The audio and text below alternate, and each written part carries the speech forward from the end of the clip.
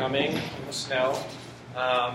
So it was definitely worth it. We have a really, really awesome guest lecturer today. Paul is the CTO of Conspire, which, as he was just explaining, they're down at Galvanize, down right on Pearl, which if you haven't been there, super awesome. Definitely recommend checking it out. They're a Techstars Cloud company down in Austin, and I met Paul. They moved down and were working out of the Pivot Desk office a year and a half ago. So it's been cool. I've been playing around with Conspire for a long time, and it's been cool seeing it go from just like that weekly email to now this like really, really awesome way to basically, he'll tell you more about it, but to leverage your email network, basically, and who you're emailing and who your contacts are emailing and understand those connections, which is a lot more powerful than something like LinkedIn where the connections don't mean as much. And they just got a ton of press today, actually. It was like Fast Company, Forbes, I don't know, I saw a bunch of stuff today, so yeah, congrats on that. Turns out they sometimes come through. It was awesome. Yeah, so let's give them a little round of applause. So I'm the CTO at Conspire. We analyze email to understand who knows who and how well they know each other, and then when you want to meet somebody, a person or a company, we provide a search tool where you can find them and then see your strongest paths to them. Our app is a Rails app, and so the stack that you guys are working with is the same one that we work with. One cool thing that you're probably starting to notice about Rails is that it's super prescriptive. It says not just how to do things, but where to put them, how to test them. The result is when you come to Conspire and you look at our code base, it's pretty familiar. You know, there's an app directory, there's a controllers directory, there's a models directory. So it's a great technology to learn because you can move from one project to another pretty seamlessly. We've got a bunch of other code that runs in the Java virtual machine that's written in Scala. I figured I wouldn't delve into the Scala stuff too much today. So what I wanted to run through, I know you guys have had some exposure to the GitHub workflow and that you're getting ready to start talking about testing. And so I wanted to kind of focus on how we kind of run a project, whether a small or a big project, from start to finish at Conspire. And so this is, you've got a functional website and you have something that you need to do, whether that's fix a bug or build a feature, and kind of what is the process from start to finish of getting that change in production. And I think it dovetails really well with what you guys are doing in the class now, because testing is kind of the glue that holds that whole process together. The test is the specification for the project, and it's the thing that says whether or not you finish the project. So I'll talk a little bit more about that in a minute. If you have your laptops out and want to follow along, it should be relatively straightforward for you to do what I'm doing. If there's a mailing list for the class, I can also send around my notes so they can copy and paste code. Slack, so yeah. Am I going to be able to get on that, or can I email you something to put on it? You can email it to me, or I can add it to you. You probably don't need to be in the Slack forever, so maybe yeah. just email it to me. I'll email you a link, and then if you just post it around to them.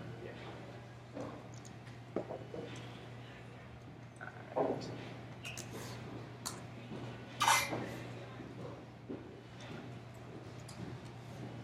Go ahead and email that to both of us. Yeah, and then you can just throw it in Slack. Cool. What is your email address? KELTON. Yes. Nice. All right, so these are not in any particularly organized form, but at least you'll be able to copy and paste code out of them as you go through. So the first thing we're going to do is we're going to fork this existing Rails sample project just so we have something to work with. The particular thing that we're doing isn't what's important. The process is what's important. And so let me know when you guys, those of you who are following along, have the link up to that Rails or that GitHub project.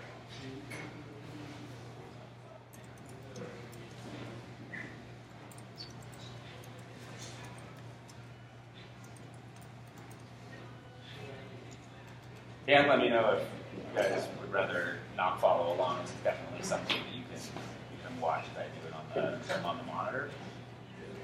And you can always follow along with the video too afterward. Okay. Yeah, I'll get started. If you are falling behind and want to keep up, just let me know. We'll pause. So the first thing I'm going to do is just fork this into my own repo.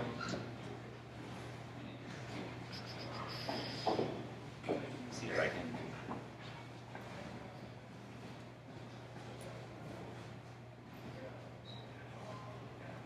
All right, I'm going to delete this repo that I was working on earlier. It won't let me fork this in twice. All right.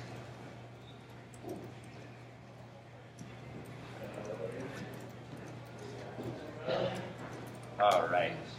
So this is probably all stuff that you've seen before. I've just forked this project. Now I'm going to clone it locally.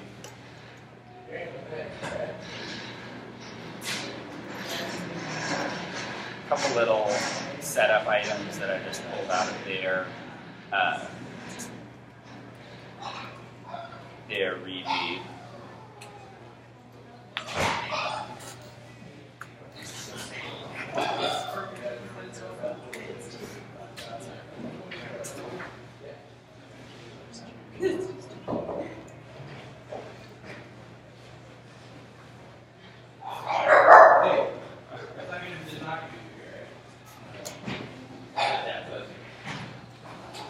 All right, so we've got this project cloned, and we're running the server locally.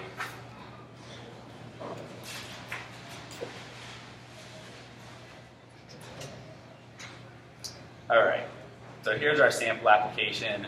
It is a Twitter-like example application, and we're going to add some functionality to it.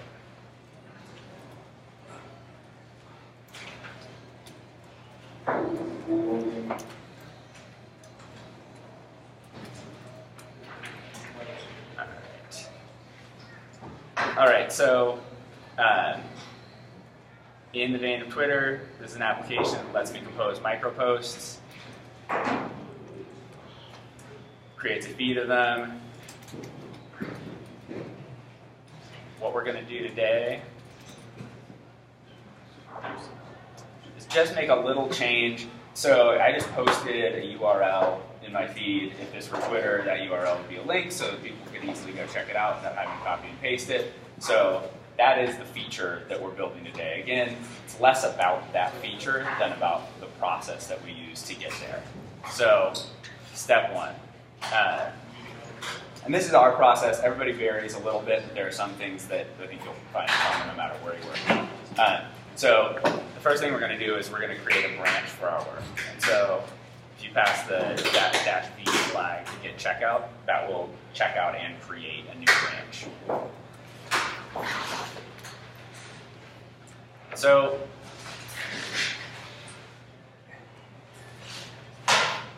the goal at the end of a project is, one, most importantly, for the thing to be built. But the other goal, and it's kind of equally necessary to getting something in production, is proof. Proof that you actually built the thing. And that proof comes in the form of the spec, the test that supports it. And so the test really does two things. First of all, the reason it's called a spec or a specification is because it says what's supposed to happen. If you just call it a test, that kind of undersells it. That checks the functionality, but it's doing something totally different too, which is to say, this is the functionality. And I'll show you how the RSpec library in Rails is kind of geared towards expressing functionality in a human readable way. Then that second thing that it does is, once you've actually built functionality, proves that it works. And so now that we've got our new branch, let's go take a look at the relevant spec. And so, am I right that you guys haven't written tests yet? So part of the usual Rails file structure is the spec folder, and inside the spec folder you see kind of a mirror image of your app directory. And that's how you organize your specs. The spec for a model goes in the spec/models folder under a file with the name model_spec. And so very quickly before I dive in, I want to show you how these micro posts get rendered. And so we see this feed of micro posts here.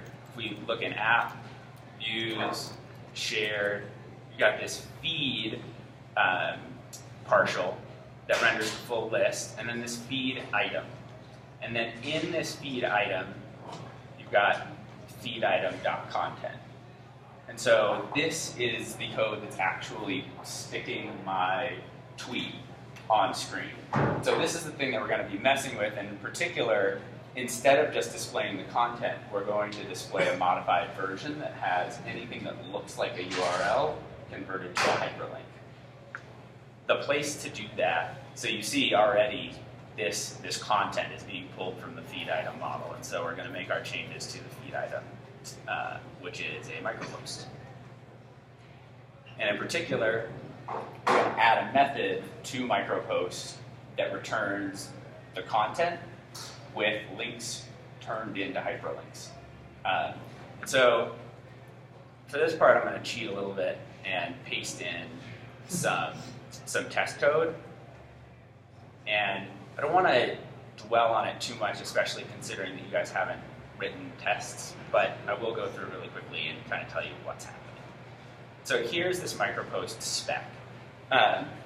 And so the first thing to notice is that it doesn't read like regular code. It's actually trying to tell you something. And so it's saying that a micropost, when the user ID isn't present, validation should fail, but it's doing it in language like I would say to you. When the user ID is not present, it should not be valid. Hence the language from spec. This is describing the thing. And so we're changing the thing, so we need to change the description. And so here are 3 additional specs that describe what our change is going to do. That's actually the biggest part of the process, knowing what we're trying to accomplish. And so we're going to add this HTML content method to the model. And this method is going to convert links into hyperlinks, URLs into hyperlinks. The other thing that it's going to do is it's going to escape other HTML characters. So we're not going to let users boldface types parts of their tweet, embed images in their tweet, basically control the whole flow of the page. All we're going to do is we're going to turn their links into hyperlinks. And so the first test, it should escape HTML characters. And so if a user types, I want to be bold, in B tags, what we actually render to the page, we want that to be escaped. You guys familiar with HTML escaping? So there are certain characters, like the left angle bracket, that have special meaning in HTML. If you type one in an HTML document and load that page, you're not going to see a left angle bracket. You're going to see HTML. If you want a left angle bracket, you have to use the less than escape sequence. HTML escape sequences have an ampersand, then some obscure abbreviation, and then a semicolon. The reason that we have to do this is, we look back at the feed item. Here, this is getting rendered directly to the document. Rails is smart enough to escape HTML, except that we're making a change where we're going to write some HTML and have it put HTML in the document.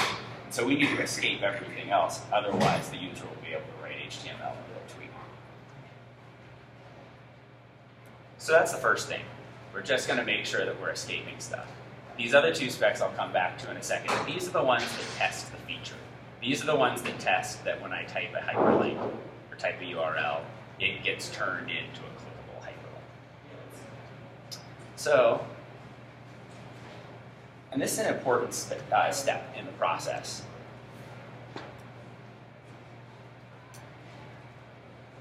You want to run your tests before you code the functionality. Implicit in that is that you want to write your tests before you code the functionality.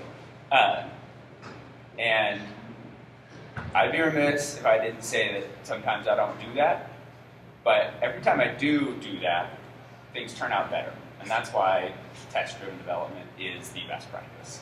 But the thing that people often forget is it's not just about writing your test first, it's about running your test first. Because if your tests don't fail before you write the functionality, then they're not tests. And you'd be surprised how easy it is to accidentally write a test that doesn't test anything. So here, did I forget to save the file? It would be a bummer if I went through this whole process, didn't save, screwed something up, ran my test, the test hadn't been updated, and everything passed. So this is what we want to see. It's 3 test failures. 3 tests, 3 test failures. And in this first attempt, we're seeing what we expect. We don't even have an HTML content method. But this is good. This is the first step. We're going to iterate in this way a couple of times. And so the next thing that we're going to do is we're just going to add an HTML content method, but we're just going to delegate straight to content, to the existing content. And so we know, even once we put this in place, our tests are still going to fail. HTML content is not doing any of the things that it's supposed to do. It's just returning the unmugged content. But we're going to put this in place, and we're going to look for our tests to fail in the right way.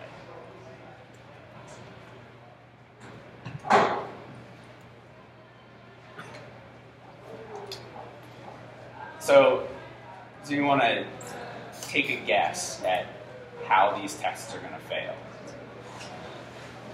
What do we expect to be the failure this time? I'll go back and pull up the spec so you can see. So for example, this first spec should escape HTML characters. We're going to create a test micropost that has some HTML characters in it. And then we're going to have this expectation that HTML content is going to yield this value of those characters escaping. How is this test going to fail now? The same thing you put. Sorry? Just going to be constant. Exactly. So it's going to say expected this string to equal this string. Let's make sure that's the case.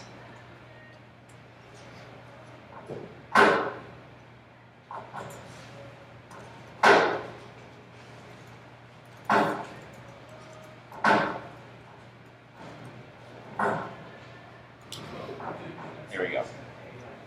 So it's randomizing the order of the tests, but here's the one we were looking at.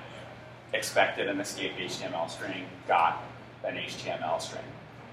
So this is good, and it's probably good enough that we can commit and push this up to the server. People vary somewhat on this process, but I think the best practice and the one that we follow is open a pull request early. And so as soon as you have anything that anybody might be interested to look at, open a pull request. That gives people a place to comment on what you're doing, a place to have a dialogue about the changes that you're making. Different people say different things, but GitHub's expressed best practice is you open the pull request anytime, doesn't matter if it's ready to be merged, assign it to somebody else when it's ready to merge, and that person will review and merge the pull request. This is something people vary on a lot, and so don't just do it for your next job. But it's how we roll, and it works great.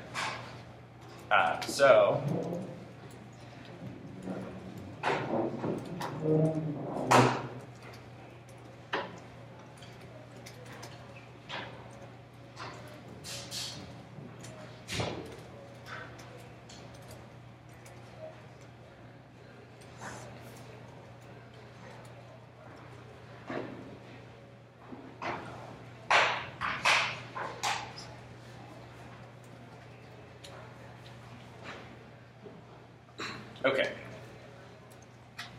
so let's quickly jump back. We see that GitHub sees my new branch.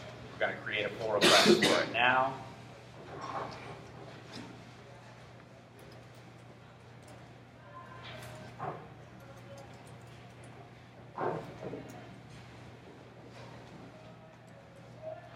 So this is great. This is a great way to stay disciplined about what you're doing to somebody's code base is to see it right here. And you'd be surprised how often you look at this diff and there's something in there that you accidentally committed, or something that you changed while you were on another branch and you forgot to commit it on that branch and wound up pushing up to this one. It's a great way to know exactly what you're proposing the change to be. And when people don't do it, as a manager, you see pull requests that don't work, that break other stuff, or that have unnecessary things in them. So come back and check this every once in a while. And so here we see we added our stub micro post, and we've got our specs here. So the next step is to make these specs pass, and we'll do that one by one. So the first one, we just want to escape the HTML. So we'll go back to our micro post, and I think it's CPI escape content. Let me check my notes. Escape HTML.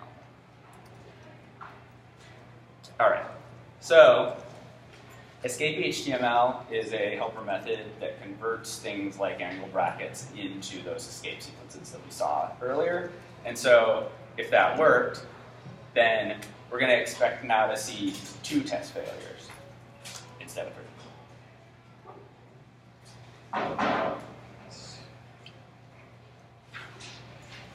So here we go. So we haven't actually done the thing yet. We're not turning URLs into hyperlinks, but we've done the prerequisite to the thing, which is that if we're going to spit out raw HTML, we better make sure that the user can't put whatever HTML into it that they want to. Commit often. And the reason to do that is, one, so that you can keep track of what you're working on. Each step that you take should get captured in the commit. It's also so that other people can capture what you're working on.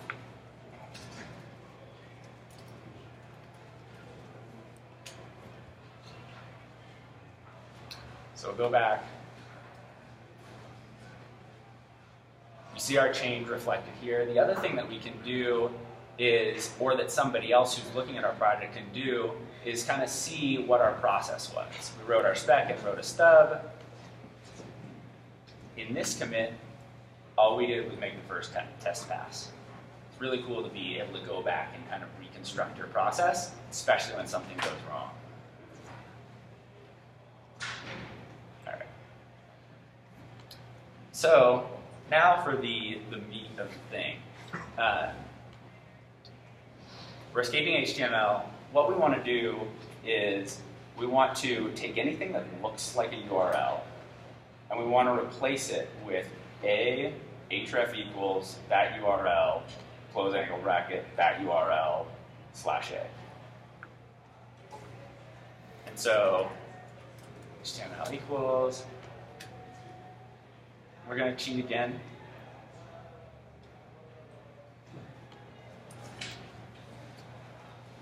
So, does anybody know what a regular expression is? A regular expression is a pattern, and it uses special characters to kind of express what strings of characters can match the pattern. And so, using regular expressions, the gsub method on the Ruby string can do a couple of cool things. But most importantly, in our case, it can take parts of the string that match our pattern and replace them with something else. So here's our pattern. It's an H, the letter H, followed by T, followed by T, followed by P, followed by a colon. The / has special meaning in a regular expression, so you have to escape it. All this means is //. And then anything that you can put inside square brackets in a regular expression is a character class. What this is saying is the dash character, anything from capital A to capital Z, lowercase a to lowercase z, 0 to 9, or dot is going to match. And this plus means you can have as many of those in a row as you want. The last thing that we're doing here is we're using parentheses to capture the expression. And when you use gsub, the second argument is the string that you want to replace that regular expression with. And the really cool thing about it is that you can use backslashes and numbers to indicate the captured part of the expression. So in this case, we put the whole thing in parentheses, and so when we say \1, we're referring to the whole thing that matched. And so ahref equals, and then we put it in quotes. Then we still write it out so that the user sees the full URL, and then we close the tab. So are all my tests going to pass? No. Which one's not going to pass? So here, well, let's put them up here. Which one of these tests is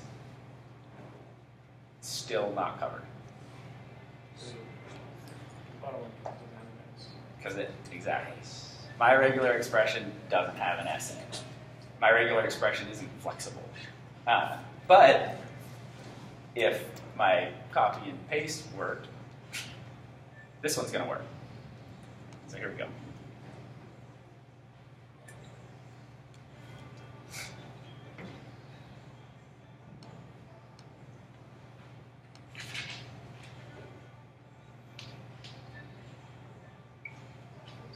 Cool. So Does the F like mean a failure? the F means a failure and the green dots mean success. You can actually configure RSpec a bunch of different ways in terms of how it outputs its results as you go. This is just one of the many. But all of these green dots are tests that this project already includes that are passing. So let's commit again.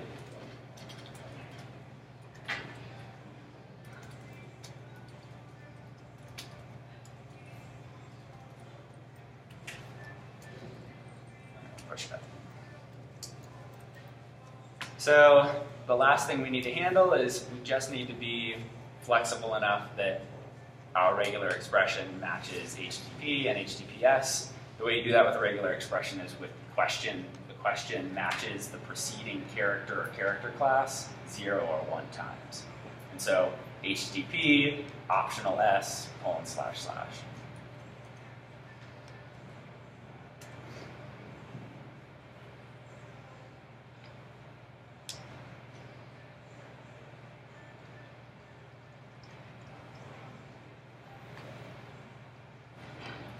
Cool. So the last thing we'll do then is update our view to use HTML content.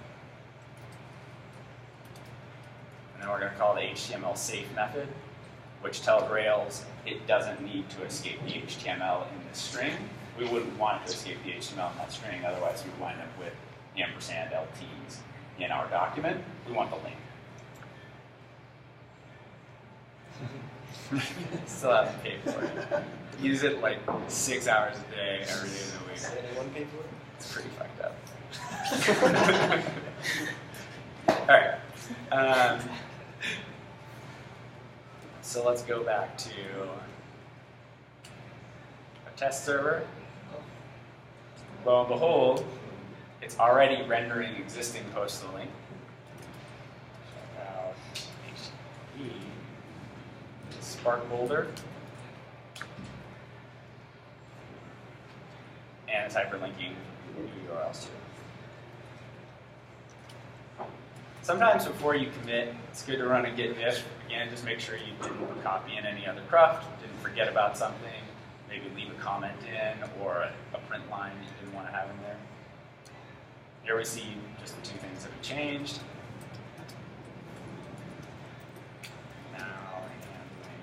Yes. Uses HTML.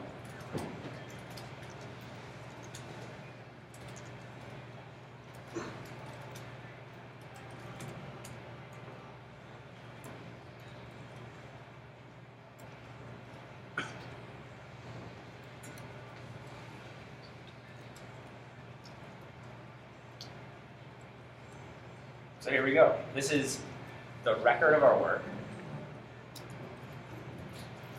Stepwise.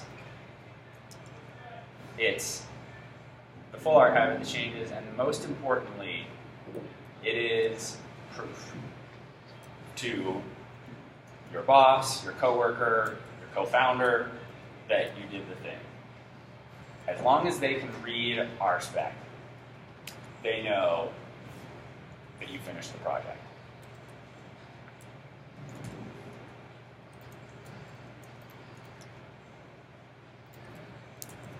That said, I don't see my change to the view.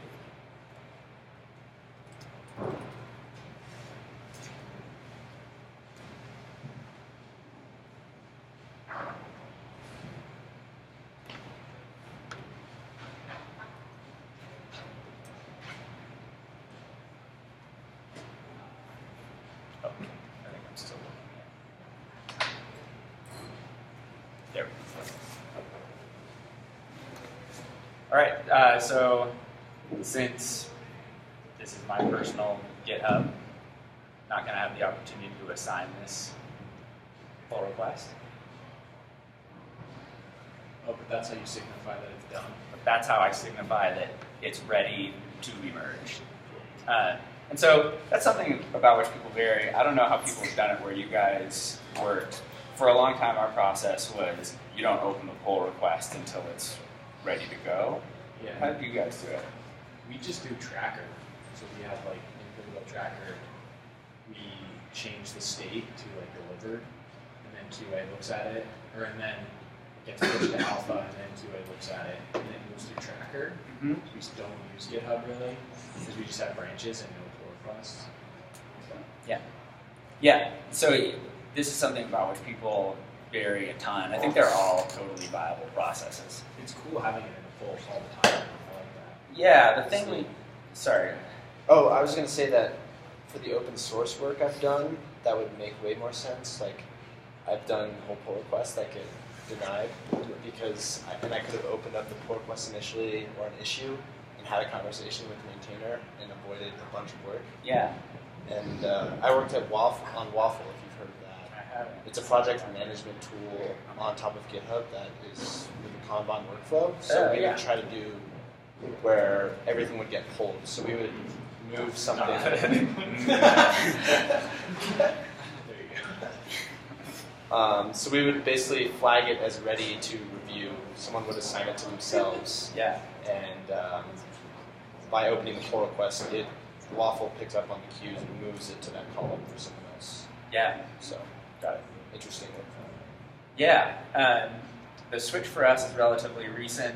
The challenge has been kind of instilling that process of not assigning it until it's ready to merge, and then being sure to assign it when it is ready. We've had a couple of pull requests laid around for a day, and it's like, what are you doing? Just forgot to assign it. The big upside is like, have you considered simple string substitution? You can have a conversation around this PR as it's in progress, as opposed to having to do everything at the end, do another cycle of iteration, save a ton of time, and then again, you've got a record of what that conversation was. Yeah, we're using pull requests for grading, so they do a pull request back, and that's how we grade all their work, basically. Oh, yeah. But we never accept them. Just leave the pull request there. Right, just a place to put feedback. So how do you decide who to assign it to?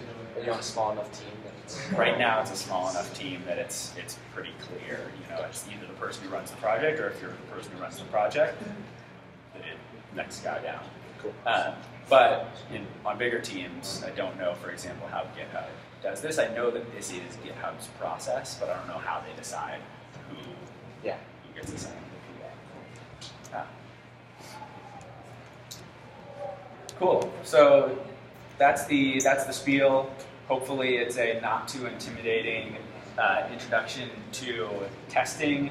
I will confess that I always thought before I did testing, I thought the idea of testing was totally inane. When I started testing, I thought it was a huge burden. Only now that I've done it for a long time and had to review other people's code, a lot of other people's code, do I realize that it's indispensable when you're coding as an organization. It's fine when you're coding for yourself. It's fine when your fuck-ups are yours to deal with. It's fine when it's all in your head. As soon as you're collaborating with anybody else, you need that record. of what you did, and also that kind of retrospective confirmation 3 months down the road when somebody makes a change to that regular expression to make sure that it still handles HTTPS URLs. That's mostly what I got. I'm happy to delve more into any part of it, into what we do at Conspire, talk about GitHub, or whatever. Can you show us how what Conspire does and how it functions? Yeah, I would love to. You guys should all sign up for it. Do it. You can make an ignition network. You should. That would be great. Especially as folks are not good. It's like the worst.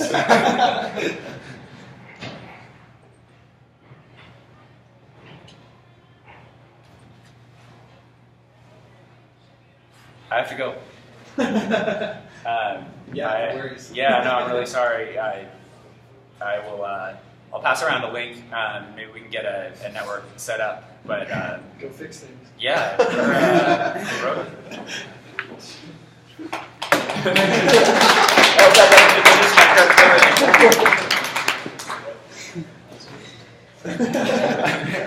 Is there a spot I can set up? Yeah, if you wanna.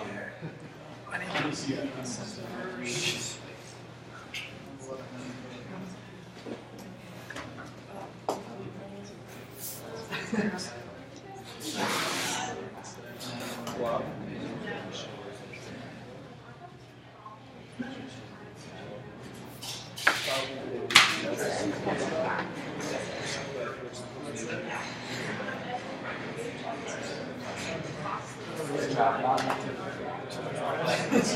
What's that? Is it too much press? What? Too much press from like No, their app is down. I know. Oh, maybe, yeah, I don't know. Oh.